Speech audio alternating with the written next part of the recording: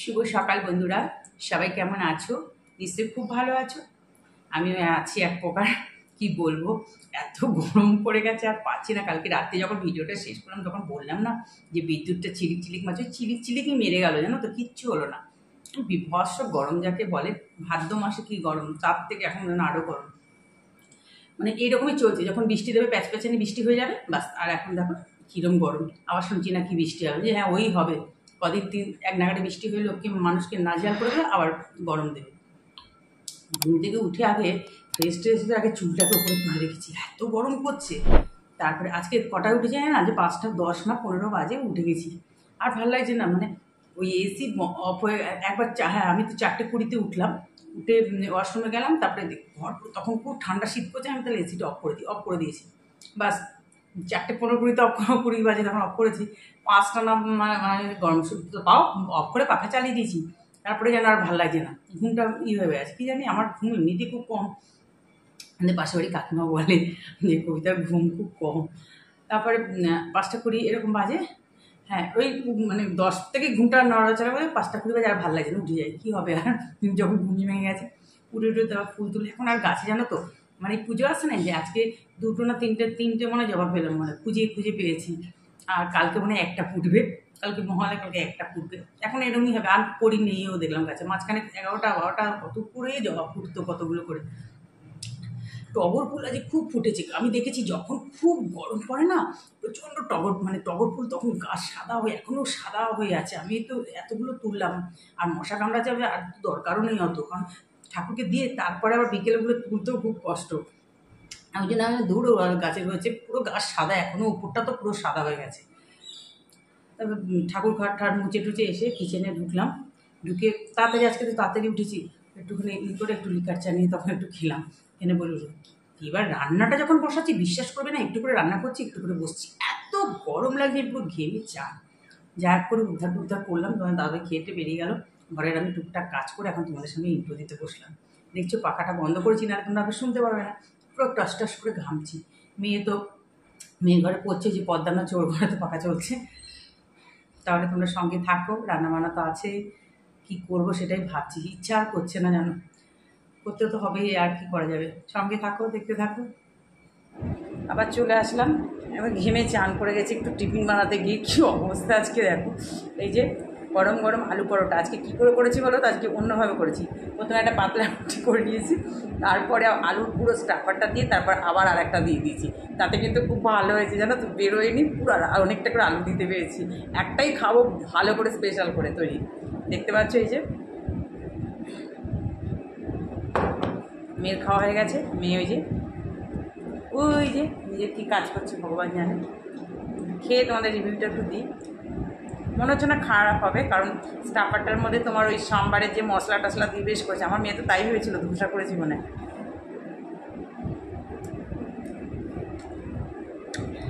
মাখাটা যদি ভালো হয় না, প্রচণ্ড সফট হয়। এবার থেকে এইভাবেই করবো। একটু আলু বেরোয়নি, আর কি ভালো লাগছে খেতে। পাখা চালিয়ে বসেছি, পাখা ছাড়া বাবা কিরম রোদ উঠেছে দেখো। আমি এদিকে জানলা বন্ধ করে দিয়েছি, এদিকে পর্দা, মানে মারাত্মক লেভেলের রোদ উঠে গেছে। তাহলে খাই, তারপরে আবার কাজে রান্না আছে। টিফিন তো খেলাম, এবার রান্না তো করতে হবে। দেখো একটু চিংড়ি মাছ ভেজে নিয়েছি, পটল ভেজে নিয়েছি, বুঝতেই পারছো পটল আলু চিংড়ি করব। এবার আলুগুলো সব ভেজে নিতে হবে, তবেই তো রান্নাটা দারুণ খেতে হবে, মানে খুব টেস্টি হবে। আলুগুলো ভেজে নিলাম। এবার হচ্ছে মশলাটা তৈরি করার পালা। দেখো কড়াতে সাদা জিরে আর তেজপাতা ফোড়ন দিয়ে একটা মিডিয়াম সাইজের পেঁয়াজ কেটে ভেজে নিলাম। পেঁয়াজটা খুব ভালো করে ভেজে নিয়েছি। ভেজে এবার মশলাটা, আদা বাটা, জিরে, নুন, হলুদ, কাশ্মীরি রেড চিলি, একটু টমেটো কেচাপ দিয়েছি, একটু সামান্য একটু মিষ্টি, একদম সামান্য, সব দিয়ে মশলাটাকে কষিয়ে নিলাম ভালো করে। কষিয়ে এবার সমস্ত যা ভাজা মানে ভেজে রেখেছিলাম, চিংড়ি মাছ, আলু, পটল, সব ভাজাগুলোকে দিয়ে মশলাটা দিয়ে ভালো করে কষিয়ে নিলাম। একটু রেড চিলি পাউডার দিয়েছি একটু কালারের জন্য, আর কাঁচা লঙ্কা তো ঝালের জন্য, আর টমেটো কেচাপ দিলে খুব ভালো হয় তরকারিটা। যদি কারো টমেটো কেচাপ না থাকে, একটু পেঁয়াজের সঙ্গে টমেটোটা ভেজে দেবে, তাহলেই হবে। দেখো ভালো করে কষিয়ে নিয়ে এবার জল দিয়ে দিলাম। জানো তো, তোমাদেরকে বলছি, আমি না রাত্রিবেলায় 10-এ 10 পেয়েছি পটল আলুর চিংড়িতে। ভীষণ ভালো খেতে হয়েছিল। এই দেখো মা যখন ফুটে উঠেছিল একটু গ্যাসটা সিম করে দিচ্ছি, একদম থক থকে আমার পটল আলু চিংড়ি, এর মধ্যে আমার গরম মশলা একটু ঘি সব দেওয়া হয়ে গেছিলো। তারপরেই দেখো মাছ ভেজে নিচ্ছি। এবার একটা একটু রিচ হয়েছে, এবার এটা একটু লাইট করতে হবে, এই জন্য মাছটা মিডিয়ামভাবে ভেজে নিলাম, খুব কড়া না, খুব কড়া ভাজলে এই মাছের ঝোলটা ভালো হবে না। তোমরা ভাবি বাবা এটা আবার কি মাছের ঝোল করছে, কিন্তু না বন্ধুরা, তোমাদের সবাইকে বলছি এইরকমভাবে একদিন রান্না করে খেয়ে দেখো, তবে ঠিকঠাকভাবে করতে হবে, তবে দারুণ খেতে হয়। কালো জিরে ফোড়ন দিয়েছি, অল্প একটু আলু দিলাম পাতলা পাতলা করে কেটে, একটু আলুটা একটু এদিক ওদিক করে একটু ভেজে নিচ্ছি। ভেজে এবার কী দেবো বলো তো, ঢ্যাঁড়স দেবো, একদম কচি দেশি ঢ্যাঁড়স, তবে ওই হাইব্রিডের ঢ্যাঁড়সগুলো দিলে হবে না, কচি যে ঢ্যাঁড়সগুলো আছে একদম দেশি সেগুলো দিতে হবে। এই ঢ্যাঁড়সগুলো একদম ছোটো ছোটো, দেখো গোটা গোটাই বেশি আছে, ছোটো ছোটো ঢ্যাঁড়স, আর একটা ঢ্যাঁড়স কিন্তু ভাঙবে না। সব ভেজে নিলাম। এবার সামান্য একটু মশলা, একটু জিরের গুঁড়ো দিয়েছি, একটু হলুদ আর নুন আর কাঁচা লঙ্কা চিড়ে দিলাম, বাস একটু নাড়াচাড়া করলাম। আলু না দিলেও হবে, যেহেতু আমার ছোটো ঢ্যাঁড়সটা অল্প ছিল এই জন্য আমি একটু আলু দিলাম, কারণ তোমাদের দাদাভাই যদি আবার খেতে বসে এই করে, ওই জন্য একটু আলুটা দিয়েছি, তবে আলুটা দিলেও ভালো লাগবে। আর শুধু ঢ্যাঁড়স দিলেও ভীষণ ভালো হবে। এটা গরমকালে যে ফার্স্টে যখন ঢ্যাঁড়সগুলো ওঠে না, তখন তো ভীষণ ভালো হয় খেতে। আর মশলাটা দিয়ে কিন্তু বেশি ভাজলে হবে না, অল্প নাড়াচাড়া করে বাস। এবার মাছগুলো দেখেছো তো, মিডিয়াম ভেজে নিতে হবে, দিয়ে দিলাম। এবার যখন ফুটে উঠবে গ্যাসটা একটু সিম করে দেবে, বাস হয়ে যাবে মাছের ঝোল। একদম দারুণ খেতে, মানে এটা একদম লাইট খাবার কিন্তু অথচ খেতে ভালো। আর একটু ধনে পাতা থাক, এই মাছের ঝোলটা দিতেই হবে, ভীষণ ভালো হয়। এদিকে ভাতও বসিয়ে দিলাম, আমার মাছের ঝোলও হয়ে গেছে, বাস। এই দেখো গ্যাসটা অফ করে দিলাম, অল্প করে জল দিতে হবে, বেশি জল দিলে কিন্তু ভালো লাগবে না। এটাও খেতে কিন্তু বেশ ভালো লেগেছিল। দেখো রান্না হয়ে গেল, গ্যাসটা মোচা, এদিকে বেসিন পরিষ্কার হয়ে গেছে, বাসনগুলো শুকিয়ে গেছে, সব তুলে রাখতে হবে। কী রোদ, মেয়ে চান করতে ঢুকে গেছে, আমিও যাবো। আমি আর এক্সট্রা যে কোনো কাজ করবো না, ভীষণ গরম করছে, ঘরের সংসারে কাজ করতে করতে এই দম বেরিয়ে যাচ্ছে। দেখো মঙ্গলবারের পুজো হয়ে গেল, আজকে 3টে লাল জবা পেয়েছি, এই একটা মা আদ্দামাকে দিয়েছি, আর ওই স্যান্ডেল কালার জবা দিয়েছি, আর রঙ্গোলি ফুল লাল সব দিয়ে পুজো দিলাম। আজকে একটা অপরাজিতা ফুল ফুটেছে, আর গরমে আর ফুল ফুটবে, ওই টগর ফুল ভর্তি ফুটেছিল আজকে।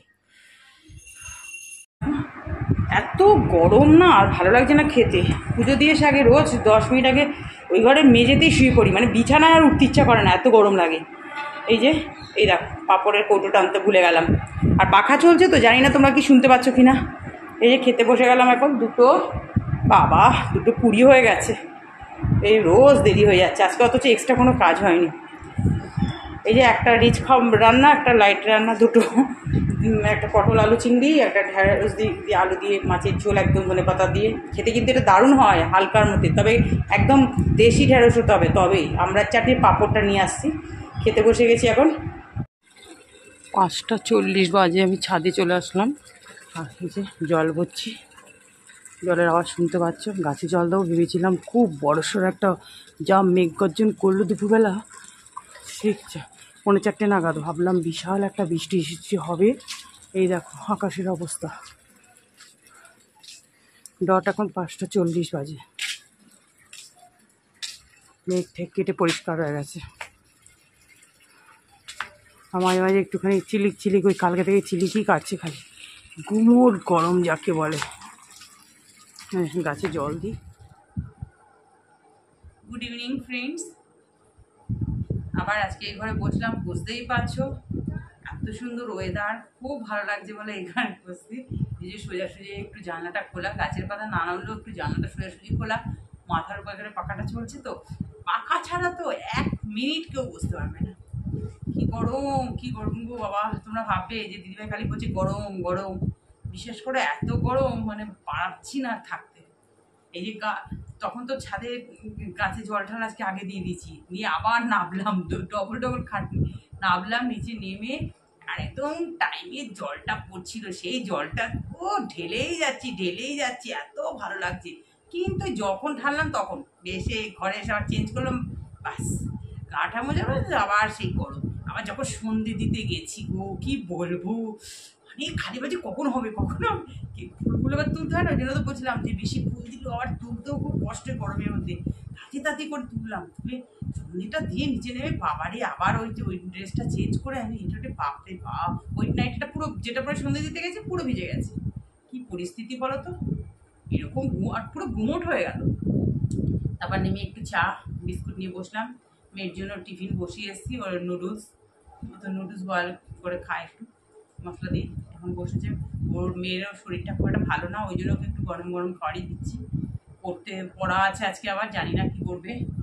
এখন তো বসেছে সারা দুপুর, ওদিকে শরীর খারাপ, ওদিকে ওষুধ দাও করে পেটে ব্যথা করছে, ওষুধ দিলাম, কিন্তু মোবাইল ঘেটে যাচ্ছে, সেই বেলা পেটে ব্যথা হয় না, জানো কি বলবো। এখন কাজ করছে, বসেছে এখানে। তাহলে চলো চা খাই, আবার পরে। বন্ধুরা এই যে চলে আসলাম বেডরুমে, বুঝতেই পারছি এইমাত্র। শোনো সবথেকে মজার কথা, আমার মেয়ে বলছে আচ্ছা মোটামুটি ধর কটা থেকে মামি উঠবে, কখন মহালয়াটা শুরু হয়ে যাবে?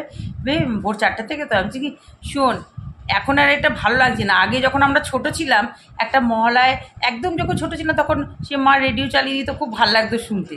তারপরে তো আবার এফএম টেফএম আসলো, তখন এবার এফএমে শুনলাম। আর তারপরে টিভি মহলায় তবু প্রথম যখন আমরা অনেক ছোট ছিলাম না, প্রাইমারি টেমিতে পড়তাম, তখন একটু ভালো লাগতো, তখন ভালো লাগতো তবু মোটামুটি। আগের টিভির মহলাটা তবু একটু ভালো লাগতো। কিন্তু যত দিন যাচ্ছে, আমরা যত বড় মানে হতে আরম্ভ করি, তারপরে মহলায় যেন দেখার ইন্টারেস্টটাই নষ্ট হয়ে গেল না, আর ভালো লাগতো না টিভিতে। আর আমি মেয়েকে এখন বলছি এইটা কি মহালয় শুনবো কখন? আগে ছোটোবেলায় মহালয় শুনতাম, একটা সুন্দর শরৎকালের একটা ওয়েদার থাকতো। আর এই পচা গরমে মহালয়, এটা মহালয় শোনার ওয়েদার? আমার মেয়ে হাসছে। আমি যে কী অবস্থা, তোমরাই বলো, এই পচা গরমে মহালয় শুনতে হবে? হ্যাঁ, আগে একটা মহালয়ের একটা শরৎকালের একটা বলে না, ওয়েদারটাই কত সুন্দর, একটা শিশির পড়তো, সব চলে গেছে এখন রোদের ফুলকি ঝুড়বে, এখন আর শিশির পড়বে না। তাহলে সবাইকে মহালয়ের অগ্রিম শুভেচ্ছা জানাচ্ছি। এখনো 12টা বাজিনি, তার আগে জানিয়ে দিলাম তোমাদের সবাইকে। আজকে ভিডিও তাহলে এই পর্যন্তই। সবাই ভালো থেকো, সুস্থ থেকো। তোমাদের সাথে আবার দেখা হবে নেক্সট একটা ভিডিওতে। আর যারা ভিডিওটা সাবস্ক্রাইব করোনি এখনো, তারা তাড়াতাড়ি একটু সাবস্ক্রাইব করে দাও তো। সাবস্ক্রাইব করে আমার পাশে থেকো। Tata, good night.